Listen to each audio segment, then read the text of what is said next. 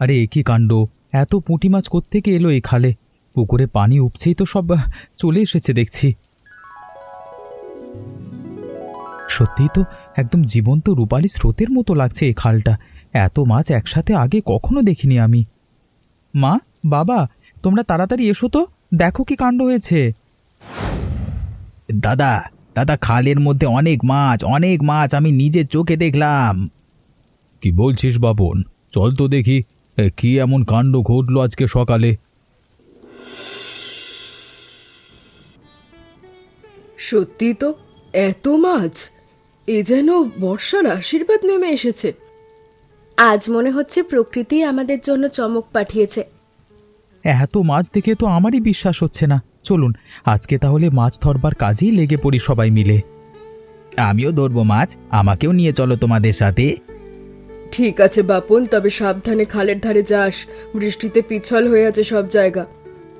চলো তাহলে সবাই মিলে দেখি আজকে প্রকৃতি আমাদের জন্য ঠিক কতটা উপহার রেখেছে।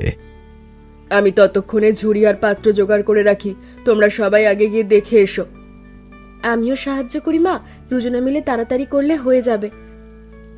এত বছর ধরে এই পুকুরের পাড়ি বড় হয়েছি, কিন্তু আজকের মতো এমন দৃশ্য আগে কখনো দেখিনি, সত্যি বলছি। বাবা, আপনার মুখে এমন কথা শুনলে বোঝা যায় সত্যি আজকের দিনটা কতটা বিশেষ। অর্পণ বাবা, তুমি ওই দিকটায় জাল ধরো, আমি এই দিকে থেকে টেনে আনি মাছগুলো। হ্যাঁ কাকা দেখুন কেমন লাফাচ্ছে মাছগুলো জালে। এত সহজে মাছ ধরা জীবনে হয়নি আমার। এমন বর্ষা তো বছরে একবারই আসে বাবা, প্রকৃতিরই উপহার হাতছাড়া করলে চলবে না। দেখুন কাকা, এই ঝুড়িটাও প্রায় ভরে গেছে, আর একটা ঝুড়ি আনতে হবে মনে হচ্ছে।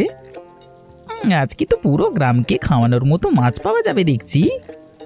তাহলে তো কাকা আজকে প্রতিবেশীদেরও কিছু মাছ পাঠানো উচিত আমাদের।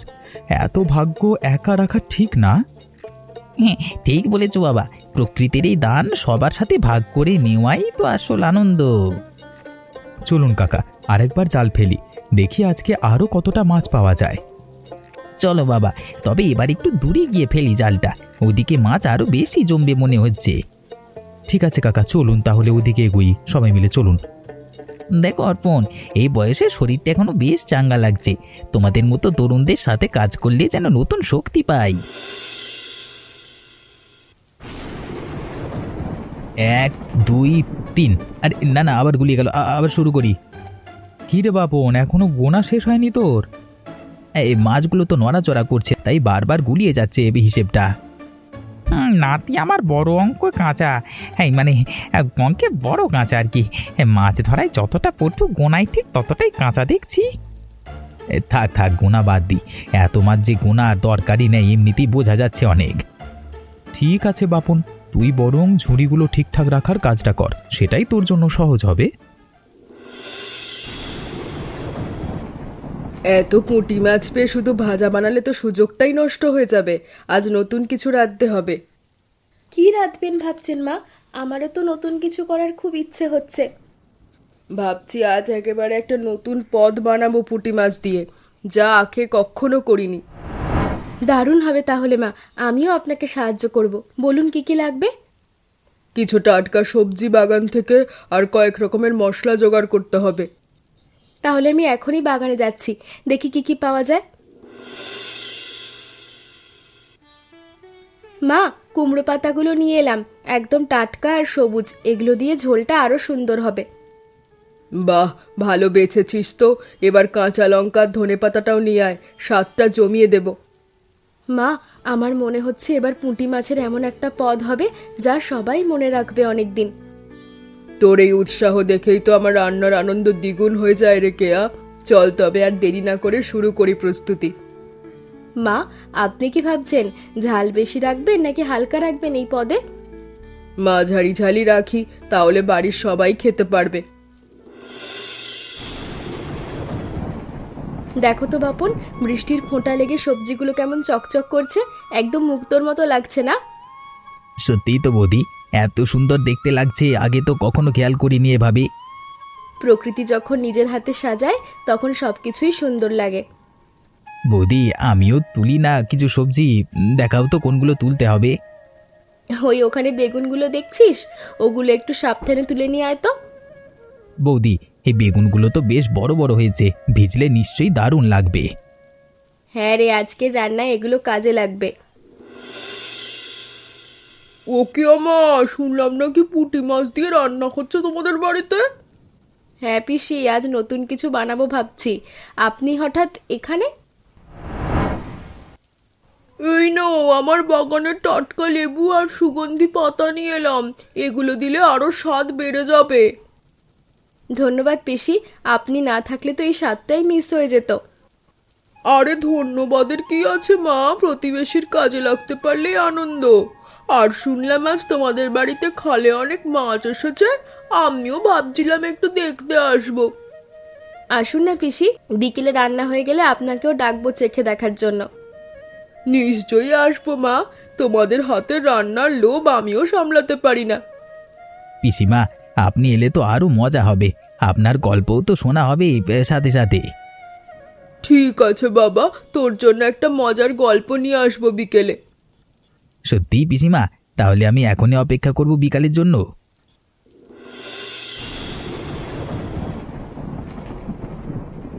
কেয়া, মাছগুলো ভালো করে ধুয়ে নে, একদম যেন কাদা না থাকে।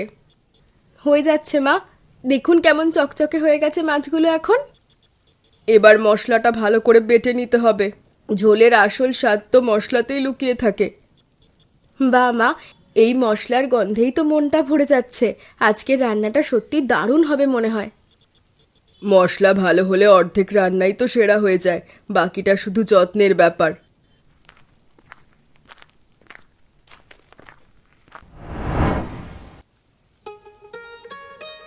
মা, বাজার থেকে একদম নতুন মাটির হাঁড়ি নিয়ে এলাম, ভাবলাম আজকের বিশেষ রান্নাটা এতেই হোক। বাহ, দারুণ বুদ্ধি তো, মাটির হাঁড়িতে রাঁধলে স্বাদটাই অন্যরকম হয়। আজকের রান্না এই নতুন হাঁড়িতেই হবে তাহলে, দেখি কেমন স্বাদ আসে। আমিও তো অপেক্ষায় আছি খাওয়ার জন্য, তোমাদের হাতের রান্নার কথা ভেবেই তো পেটটা চোঁচো করছে এখন। একটু ধৈর্য ধরো বাবা, ভালো রান্নার জন্য একটু সময় দিতে হয়।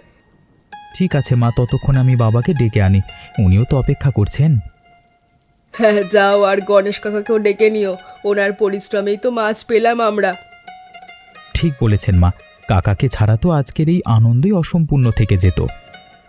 যাও তাড়াতাড়ি, রান্না প্রায় শেষের দিকে, সবাইকে ডেকে নিয়ে এসো। মা, আপনার হাতের এই রান্নার অপেক্ষায় থাকতেই তো সবচেয়ে বেশি ভালো লাগে আমার।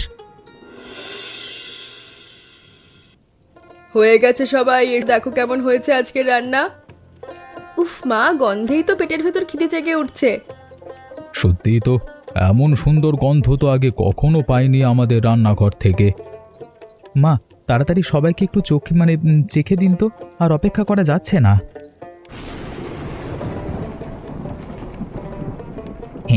আরে বাহ, এতদিন পুঁটি মাছ খেয়েছি কিন্তু এমন স্বাদ কখনো পাইনি আমি।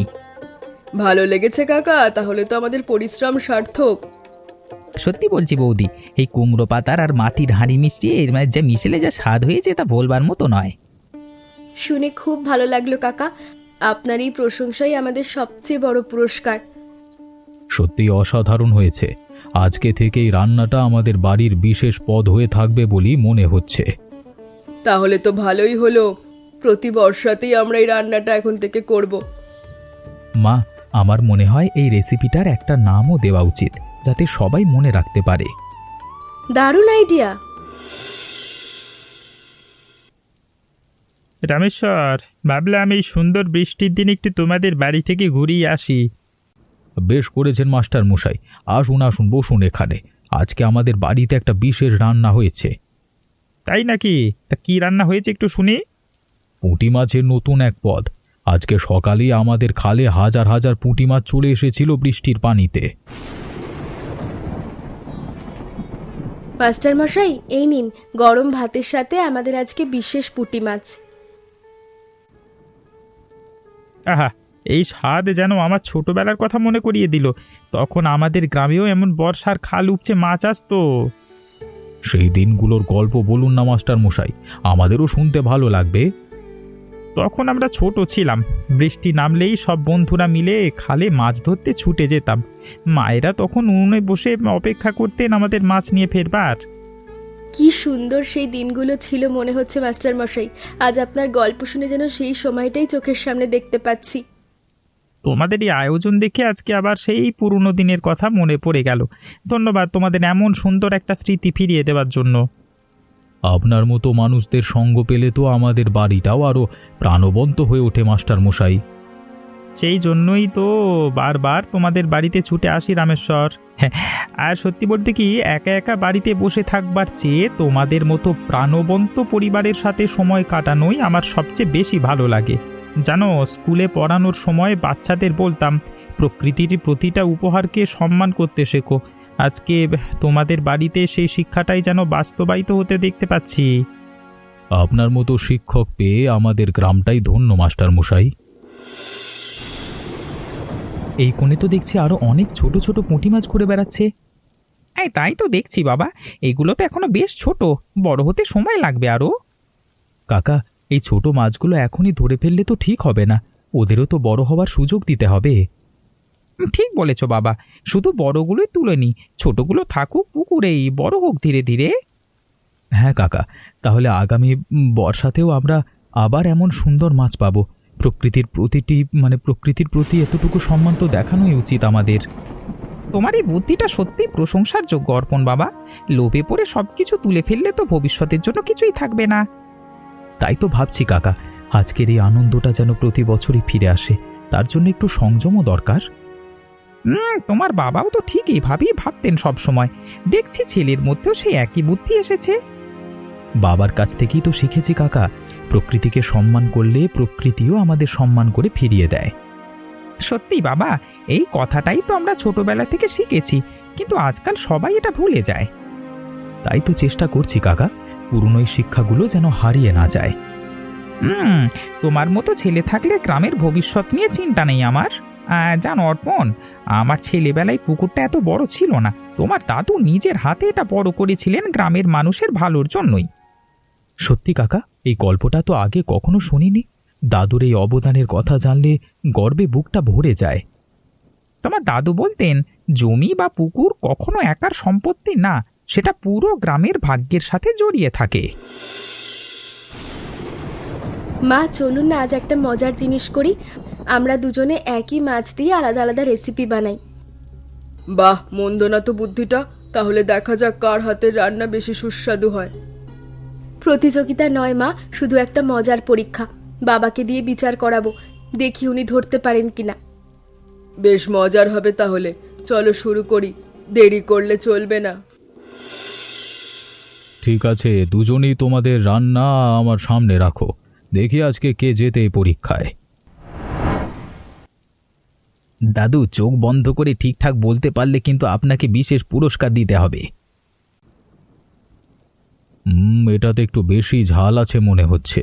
এটা নিশ্চয়ই কেয়ার হাতের রান্না। ঠিক ধরেছেন বাবা, সত্যি আপনার জিভ তো একদম গোয়েন্দার মতো কাজ করে। আর এটাতে মিষ্টি একটা ভাব আছে, এটা নিশ্চয়ই তোমার মা রেঁধেছে কেয়া। একদম ঠিক ধরেছ, এই বয়সেও তোমার স্বাদ চেনার ক্ষমতা একটুও কমেনি দেখছি। বাবা, তাহলে তো আপনি আজকে সেরা বিচারক প্রমাণিত হলেন। দাদু জিতে গেলেন, এবার তাহলে আমাদের পুরস্কার দিতেই হবে দাদুকে। পুরস্কার তো এই সুস্বাদু রান্নায়, এর চেয়ে বড় পুরস্কার আর কি হতে পারে বলো তো? দাদু, তাহলে তো আমারও এক প্লেট লাগবে এখন। এত সুন্দর কথা শুনে খিদে আরও বেড়ে গেল আমার। নিশ্চয়ই বাপন, তোর জন্য এক প্লেট সাজিয়ে দিচ্ছি। ধন্যবাদ বৌদি, তুমি সত্যিই সেরা। তুই তো কম না বাপন, আজকের এই মজার পরীক্ষায় তুইও ঠিক অতটাই আনন্দ পেয়েছিস মনে হচ্ছে। আসলে রান্নার আসল মজাটাই তো এখানে, একসঙ্গে হাসি ঠাট্টা করতে করতে খাওয়া। ঠিক বলেছেন মা, একা একা রান্না করলে তো আনন্দটা পাওয়াই যেত না। আর আমারও তো ভাগ্য ভালো, রোজ এমন মজার মজার প্রতিযোগিতা দেখতে পাই বাড়িতে এলে। মা দেখুন তো এই বড়াগুলো কেমন সুন্দর সোনালি রং ধরেছে। বাহ, দারুণ হয়েছে তো। এই বড়া দিয়ে যদি একটা ঝোল বানাই কেমন হবে? দারুণ আইডিয়া মা, বড়া দিয়ে ঝোল তো কখনো খাইনি, নতুন হবে কিছু একটা। দেখো কেয়া, বড়াগুলো ঝোলে দেওয়ার সাথে সাথে কেমন নরম স্বাদ শুষে নিচ্ছে। সত্যি মা, এ তো একদম অন্যরকম একটা পদ হয়ে গেল। এমন রান্না তো খাইনি। কি এত মজার গন্ধ আসছে বলো তো? আজকে তো মনে হচ্ছে একসাথে দুটো চমক পেলাম আমরা। উমা, এ তো একদম নতুন কিছু। এই রেসিপিটা তো লিখে রাখতে হবে বৌদি, সবাইকে শেখাতে হবে। নিশ্চয়ই মনি, তোমাকে তো প্রথম শেখাবো রেসিপিটা। তাহলে তো দারুণ হবে, আমিও বাড়িতে গিয়ে চেষ্টা করব। আর যদি কোথাও আটকে যাও, নির্দ্বিধায় চলে এসো, একসাথে বসে ঠিক করব। সেটাই তো ভরসা বৌদি, তোমার মতো প্রতিবেশী পেলে রান্নাঘরের কোনো সমস্যা না। আমরা তো সবাই একে অপরের জন্যই আছি, এটাই তো আসল প্রতিবেশী ধর্ম। সত্যি বৌদি, তোমাদের এই বাড়িতে এলে নিজেদের বাড়িতেই আছি মনে হচ্ছে, এত আপন লাগে। আহা, বৃষ্টি থামবার পর এই ঠান্ডা বাতাসে গরম চা খাওয়ার মজাই আলাদা। আর সাথেই বড়া থাকলে তো কোনো কথাই নেই। নাও সবাই গরম গরম খাও। আজকের দিনটা সত্যিই অস্মরণীয় হয়ে থাকবে আমার কাছে। এত সুন্দর একটা বর্ষার বিকেল অনেকদিন পর কাটালাম। এই সবাই দেখুন, আমি নিজের হাতে, এই দেখুন না, নিজের হাতে সাজিয়েছি বড়াগুলো। সুন্দর হয়েছে না? বাহ, আমার নাতি তো দেখি বড় দারুণ পরিবেশনকারী হবে। সত্যি বাপন, তুই তো খুব সুন্দর করে সাজিয়েছিস। এবার থেকে তুইও রান্নাঘরে আমাদেরকে সাহায্য করবি। হ্যাঁ বৌদি, আমিও শিখবো রান্না করা। তোমাদের মতো দারুণ দারুণ পদ বানাবো একদিন। তাহলে তো নাতি আমার ভবিষ্যতে একজন বড় রাঁধুনি হয়ে উঠবে দেখছি।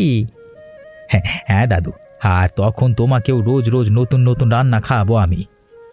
সেই দিনের অপেক্ষাতেই রইলাম। তাহলে নাতি, আপাতত তুমি এই বড়াগুলো দিয়েই আমাদের খাওয়াও। নিন দাদু, আপনার জন্য সবচেয়ে বড় বড়াটাই রেখেছি আমি।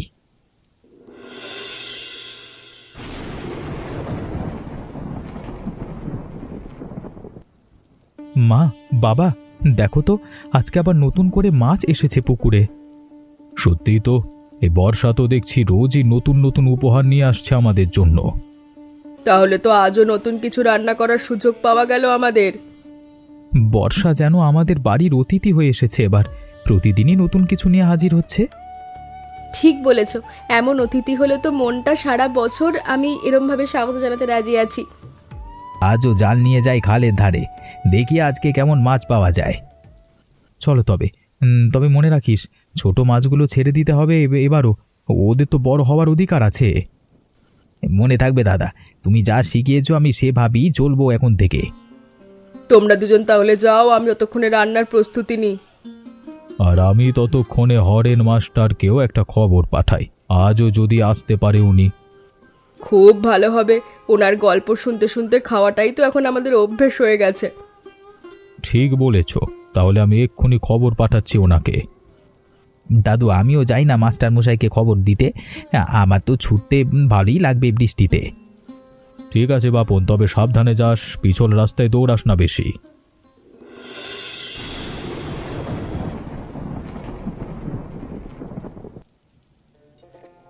বর্ষারই ছোট্ট উপহারটাই যেন আমাদের সবাইকে আরো কাছাকাছি নিয়ে এলো। আর নতুন নতুন রান্নার এই পরীক্ষাগুলো তো দারুণ মজার ছিল। আমার তো ইচ্ছে করছে আরো নতুন কিছু করতে। এমন সুস্বাদু রান্না আর এমন মিলেমিশে থাকা পরিবার, দুটোই তো সত্যি ভাগ্যের ব্যাপার। প্রতিবেশী হিসেবে আনন্দের ভাগিদার হতে পেরে আমারও ভালো লাগছে। আজকের এই দিনটা আমাকে আমার ছোটবেলার সেই সোনালি দিনগুলোতেই ফিরিয়ে নিয়ে গেল। হ্যাঁ, আমিও তো অনেক কিছু শিখলাম আজকে, মাছ ধরা থেকে শুরু করে রান্নায় সাহায্য করা পর্যন্ত। বর্ষা, পুঁটি মাছ আর পরিবারের এই উষ্ণতা, এর চেয়ে বড় সুখ আর কি হতে পারে বলুন তো? সত্যি, এমন দিন যদি বারবার ফিরে আসে তাহলে জীবনটাই তো ধন্য হয়ে যায়। নাও সবাই, আর একটু নাও, আজকের এই আনন্দ পুরোপুরি উপভোগ করি সবাই মিলে। সুবর্ণা, তোমার হাতের এই রান্না খেলে মনে হয় জীবনটা আরো কয়েক বছর বাড়িয়ে দেবে আমার। মাস্টার মশাই, তাহলে তো আপনাকে রোজই দাওয়াত দিতে হবে আমাদের বাড়িতে। সেই প্রস্তাব যদি সত্যি দাও মা, তাহলে তো আমি রোজই হাজির হয়ে যাব তোমাদের দরজায়। আমাদের দরজা তো সবসময় খোলা মাস্টার মশাই, বিশেষ করে আপনার জন্য। এই যে আজকে আমরা সবাই একসাথে বসে আছি, হাসছি, গল্প করছি, এটাই তো জীবনের আসল সম্পদ। বর্ষা, মাছ, রান্না সব কিছুই তো উপলক্ষ মাত্র, আসল কথা হলো এই একসাথে থাকাটা।